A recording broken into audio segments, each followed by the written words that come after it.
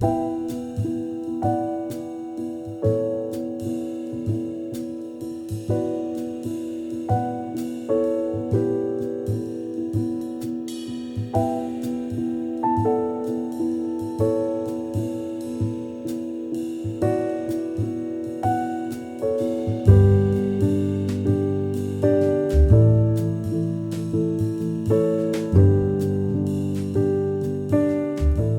je viens de la ville de Détroit, au Michigan. Né en 1961, j'ai agrandi d'abord dans les années 60 et 70 dans une communauté des Afro-descendants. Ma mère étant irlandaise-américaine, c'était intéressant, donc étant métissée dans ces communautés-là, mais c'était super le fun, on était bien accueillis, la vie était belle, c'était super intéressant et stimulant pour moi. Par contre, j'ai toujours eu la question, pourquoi ces petites frictions, ou pas petites frictions, des plus grosses frictions, dans les différentes communautés, ayant la famille noire pour la plupart, mais aussi en famille blanche. C'était toujours intriguant pour moi de mes premiers jours, là, toute jeune, j'étais curieux de ces dynamiques-là. Et ça m'a suivi jusqu'à aujourd'hui. J'ai été à l'école à Détroit. J'ai suivi mon primaire, secondaire et université. J'ai étudié la biologie et j'étais très active. En université, j'ai été président du syndicat des étudiants. C'était l'époque anti-apartheid, donc on poussait pour le désinvestissement dans les commerces et les compagnies sud-africaines. C'était intéressant comme temps. J'ai eu le temps aussi, l'opportunité comme organisateur des étudiants de côtoyer des anciens activistes des années 60. C'était fort intéressant. Alors ça faisait partie de mon parcours éducatif à l'université. J'ai viré de bord et j'ai choisi de devenir public servant, un fonctionnaire, pompier pour la ville de Détroit. Ça me plaisait beaucoup. Ça faisait partie ça exploitait mes forces, mes intérêts. J'aime beaucoup, je suis un amateur des sensations fortes. Je suis quelqu'un qui aime beaucoup rendre service à sa prochaine. Et donc, le travail de pompier était fort intéressant pour moi. Ça me laissait l'occasion aussi de poursuivre mes études en même temps. J'étais un garçon très actif. J'ai joué des différents sports, du baseball, football. J'étais active aussi dans la communauté dans le sens que depuis toute jeune, j'ai toujours coupé des gazons, ramassé des feuilles, pelleté la neige. J'ai eu même le cadeau d'une voisine, d'une souffleuse toute jeune, donc une souffleuse mécanique. C'était impressionnant d'avoir une machine comme ça à moi-même. Alors, j'étais très fier et je l'utilisais beaucoup. J'ai aussi passé le journal. Donc, à partir d'à peu près 9 ans, j'ai toujours travaillé. Et cette action des machines, l'exercice, le service, ça a bien conjugué avec le travail de pompier. Alors, quand un jour j'ai croisé un pompier au gym et on échangeait sur différents sujets, j'ai dit « Comment est-ce que tu aimes ta job? » Et lui, il dit « Ah, ouais, j'adore! » J'ai été frappé par son enthousiasme. Et j'ai posé plus de questions et m'a expliqué comment ça fonctionnait. Je suis devenu de plus en plus curieux et c'est là que j'ai poursuivi le métier de pompier à Détroit, où j'ai eu la chance de devenir un membre de la Detroit Fire Department en 1988. Et donc, j'adorais le métier, beaucoup d'actions, beaucoup d'opportunités d'offrir du service à son prochain, beaucoup de camaraderie. C'était vraiment quelque chose qui me plaisait beaucoup.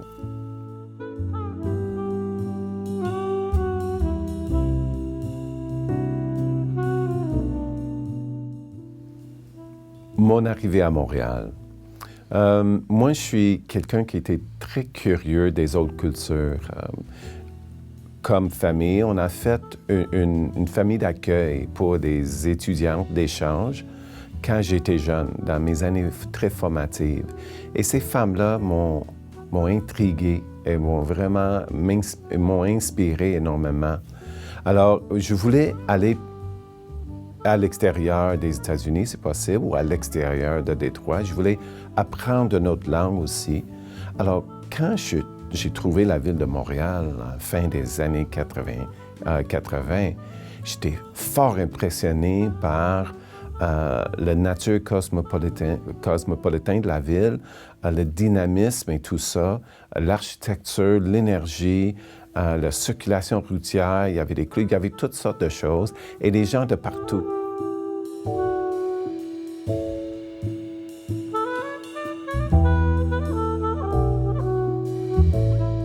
Alors, le début de ma carrière à la ville de Pointe-Claire, c'était fort intéressant. Le service a été rempli d'excellentes personnes qui m'ont soutenu beaucoup. On avait des bels échanges, on a développé une beau camaraderie.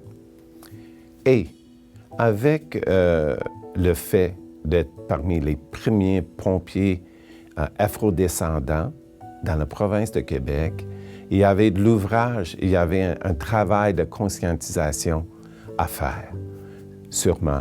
On parle du début des années 90 et je ne sais pas ailleurs, mais à ce moment-là, le fameux mot en haine, ça circulait toujours beaucoup dans le langage commun entre personnes. Il y avait au moins une demi-douzaine de phrases quotidiennes, normales ou communs au moins, qui circulaient, qui incluaient le mot en haine. Comme quelqu'un qui vient des États-Unis, c'était choquant pour moi d'entendre des personnes faire de la version française de ce mot-là, ce fameux mot inflammatoire là, qu'on connaît. Alors, je me suis informé chez un ami, un des amis de le groupe que j'ai parlé. Je dis, est-ce que c'est normal? C'est-tu normal que les gens disent ça? Puis il m'a expliqué que non, j'ai raison, c'est pas normal, mais c'est très commun. Non, c'est pas correct, mais c'est commun. Alors, moi, j'ai choisi d'aller plus loin dans mes recherches. Alors, j'ai retourné aux bibliothèques et aux librairies, dans les dictionnaires, pour comprendre c'est quoi la position officielle de la langue française sur ce mot-là, ici en Amérique du Nord. Et j'ai trouvé dans quasiment tout que c'est un mot péjoratif qui décrit des afrodescendants. Et j'ai trouvé un petit dictionnaire de poche qui disait c'est un mot raciste qui a été remplacé par l'adjectif noir. Je l'ai acheté et comme j'ai déjà porté un dictionnaire anglais-français dans ma poche, j'ai ajouté celui-là. J'ai replié la page, j'ai souligné le mot en highlighter, le mot en N. Et je suis tenu ça avec moi pour que la prochaine fois qu'un groupe ou quelque part, ma façon à moi de le faire, parce qu'il y avait tout le monde à leur propre façon.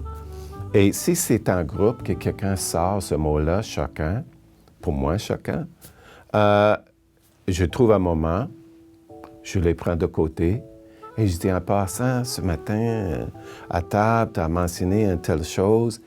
Et je voulais juste dire, donc c'est mon gros travail de conscientisation un par un des fois que je faisais, pour dire, ce mot-là, ça rentre de travers pour moi, là. Je ne sais pas si tu es au courant, mais le mot en haine, là, c'est vraiment insultant. Je comprends que ce n'était pas votre but de m'insulter, mais quand même, ça rentre de travers. Regarde, je montre dans le dictionnaire que ça marque le mot raciste.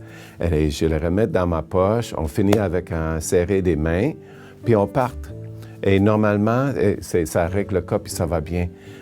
Donc, il y avait tout ça sur plusieurs niveaux par rapport aux femmes, par rapport aux Premières Nations. Il fallait que j'intervienne pour dire que ces blagues-là, ces commentaires-là, je trouve. Alors, en toute délicatesse, j'ai essayé de trouver des places où la société dans laquelle j'avais rentré, plein de bonnes personnes, de bons cœurs qui rendent service à leur prochain, mais qui ont certaines habitudes de la société en général qui ont besoin d'un léger, délicat redressement. Alors, j'ai embarqué.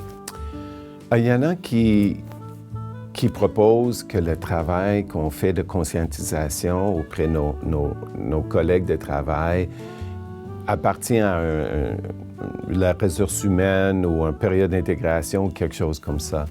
Mais beaucoup parmi nous qui ne sont pas partie de le groupe dominant sait que c'est un travail qu'on fait au quotidien, des choix qu'on a à faire à table ou assis dans un camion ou en train de travailler avec des gens, des billets. On a tous des billets, mais on parle des billets genre anti-femmes ou anti-noirs ou anti-arabes ou anti-autochtones. Des petits commentaires, des petites choses qui sont pas rares.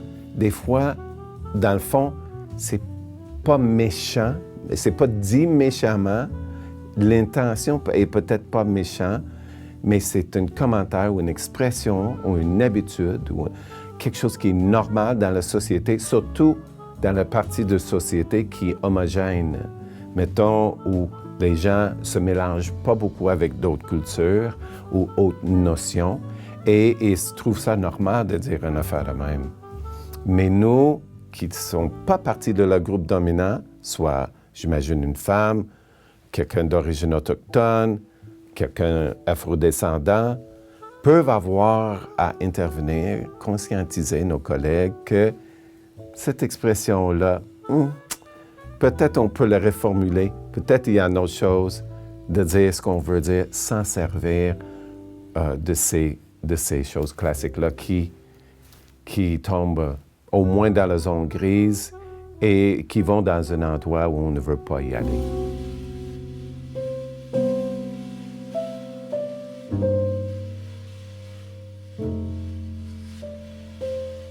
Le défi d'être parmi les premiers d'un groupe sous-représenté, de devenir un service, oui, il y en a des défis.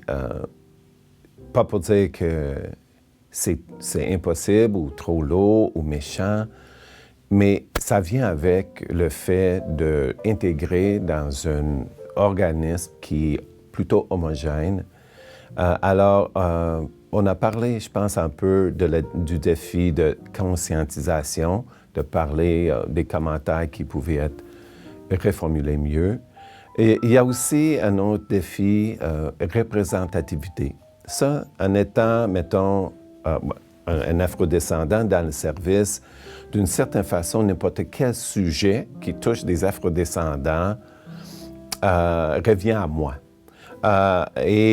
S'il y a quelque chose sur la nouvelle, aux télé, un incident impliquant un afrodescendant, les têtes peuvent virer facilement vers moi. Les questions, pourquoi les afrodescendants peuvent servir de le mot en haine, puis nous, on ne peut pas. C'est un classique. Il y en a toute une liste des choses comme ça. Donc, des questions reviennent à la représentant de ce groupe sous-représenté. C'est sûr que c'est comme ça pour les femmes, pour les Autochtones et des choses comme ça. On a une certaine pression sur nous, comme étant membre d'un groupe sous-représenté, soit à stars afrodescendant, une femme, un anglophone même, pour moi, un Américain, ça aussi. Alors, il faut qu'on soit performant, sinon nos erreurs vont être généralisées sur le groupe. Je me souviens d'une fois où mon équipe, ou certains membres de mon équipe, attendaient que je ne sois pas capable de bien reculer une remorque, genre un bateau. Alors, ils m'ont lancé le défi devant tout le monde pour essayer de peut-être me mettre dans l'embarras. C'est le fun, on est dans les équipes parfois, mais comme j'ai dit, il y a cette charge-là, il faut être performant. Si tu n'es pas performant, de un, ils vont rire de toi.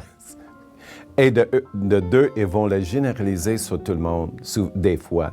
Mais une chance que j'ai conduit beaucoup des véhicules et des remorques. Alors, j'étais capable d'être performant cette journée-là et j'ai eu le plaisir de le décevoir. dans, dans la chance de me voir faire quelque chose de mal. Mais oui, on travaille fort pour être performant, c'est important. Oui, c'est une pression, c'est une charge de plus, mais il y en a parmi nous qui se carburent sur ça. Les pompiers, en général, anyway, un défi, une challenge, c'est les choses qui nous excitent. On veut être dans ces situations-là. Les pompiers généralement aiment un défi. On veut être performant dans les situations chaotiques où il y a la pression, où il y a des risques, où il y a les situations précaires. Alors, ça se traduit bien à le défi de représenter un groupe. Dans mon cas, je vois ça comme ça et j'ai bien apprécié ces occasions de le faire.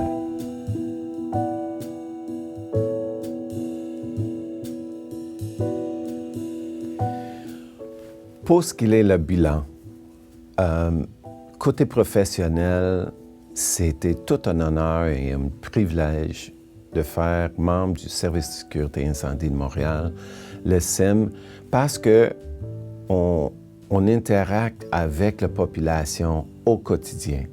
J'ai eu la chance de travailler pendant 10 ans à la caserne le plus occupée à Montréal. Et donc, on côtoyait des gens dans leur maison, sur la rue, dans un hôtel, parce qu'on fait premier répondant. Alors, soit pour les appels d'urgence, genre incendie ou accident, aussi pour des urgences médicaux en situation préhospitalière, nous avons la chance de rendre service à des gens qui viennent des 4 coins du monde, qui parlent toutes sortes de langues, qui viennent de tout statut social. Et ça, c'était tellement... je me sens tellement privilégié d'offrir ces services-là. Aussi, j'ai eu la chance d'être instructeur de certains sujets, soit un premier répondant médical, soit en situation d'urgence pour un pompier en détresse, des autres sujets à la centre de formation. J'ai eu la chance aussi de graver des échelons, de devenir un officier, bien, un pompier, un conducteur, un premier répondant, un lieutenant, capitaine, jusqu'au niveau de chef aux opérations. J'ai eu la chance de travailler à des différents niveaux, collaborer avec des gens, partager ma savoir-faire ou ma façon de voir, encourager, offrir du mentorat. C'était super. J'ai bien aimé. Une autre façon où j'ai œuvré, et qui est très important pour moi, c'est le côté inclusion, diversification. Oui, il y avait un autre parti, mais le parti d'avoir plus de gens, des gens qui sont intéressés au métier, qui ont les acquis pour devenir un bon pompier ou pompière. J'ai aimé beaucoup offrir le soutien, l'encouragement. Et ça, dès le début de ma carrière, même à Détroit, je travaillais sur ces efforts-là. Mais rendu à Montréal, je le faisais informellement et de plus en plus formellement. Et quand on avait plus en plus de monde issus des différents groupes, afrodescendants et autres, et j'ai trouvé des partenaires incroyables. Je connaissais, mais on était quasiment le seul au début. Là, il y a 2e, 3e, 4e personnes afrodescendantes. À un moment donné, sur un appel, je croise un autre afrodescendant que je ne connaissais pas. Ce monsieur,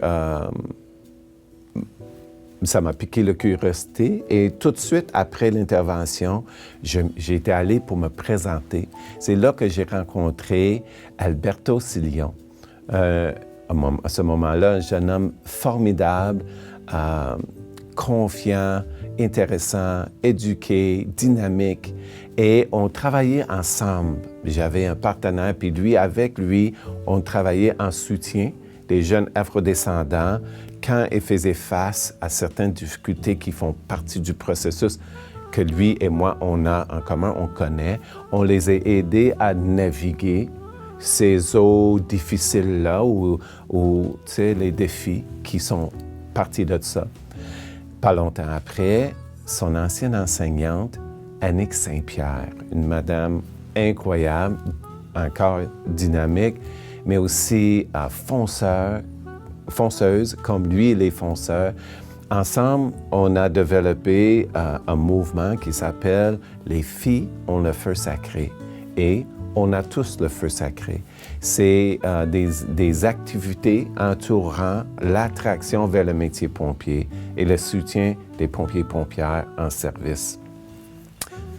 C'était un parti de mon parcours très cher à aider des gens à faire face ou à naviguer ces défis, ces difficultés-là. Alors, au fil des ans, ces mouvements-là et autres efforts, on travaille très fort ensemble pour avancer les causes d'inclusion, de diversification, d'appartenance. En fait, on travaille même avec des autres services d'urgence, policières, urgence santé, correctionnelle, frontalière, pour améliorer le sort de toutes ces activités dans ces corps paramilitaires. Mais pour moi, le parti de cette carrière que j'ai vécue ici, le plus valorisant, le plus enrichissant, le plus touchant, c'est l'aspect humain.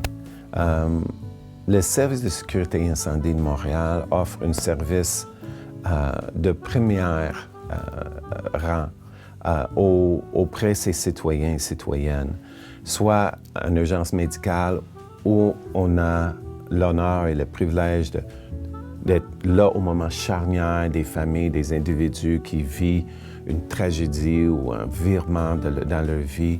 On est là pour aider, pour voir que le résultat est le meilleur possible. On amène notre expérience, on amène notre équipement, on arrive avec nos collègues, chacun avec ses forces pour travailler ensemble pour le bien du citoyen et citoyenne, soit en tant que médical ou après un accident de voiture ou une maison qui brûle ou quelque chose comme ça. On est là avec tous ces beaux camions et des pompiers et pompières avec tout leur équipement, tout focusé sur le bien-être d'une personne qui se trouve à la ville de Montréal. Et ces moments touchants, souvent touchants, ces moments de connexion, de soutien, ce côté humain, c'est ce qui est le plus riche. Et j'en suis très heureux et reconnaissant d'avoir eu cette occasion de rendre service. L'héritage que je laisse derrière moi, en toute modestie et en quelques mots, je dirais camaraderie avec mes collègues, service à ma communauté, un poussé vers l'inclusion et un vrai sentiment d'appartenance, l'altérité,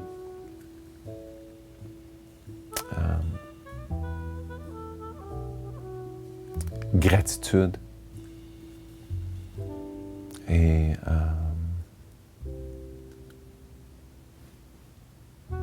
amitié.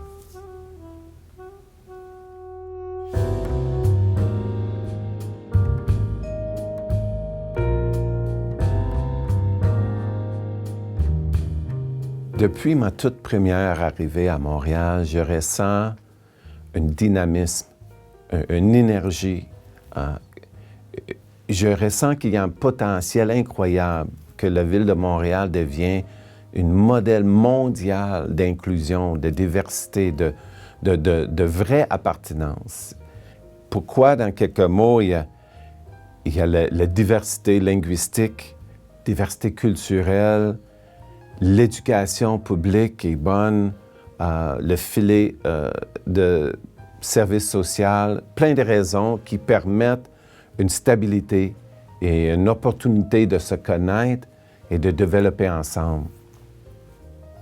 Là, entre rêve et réalité, il y a des milliers de petits pas.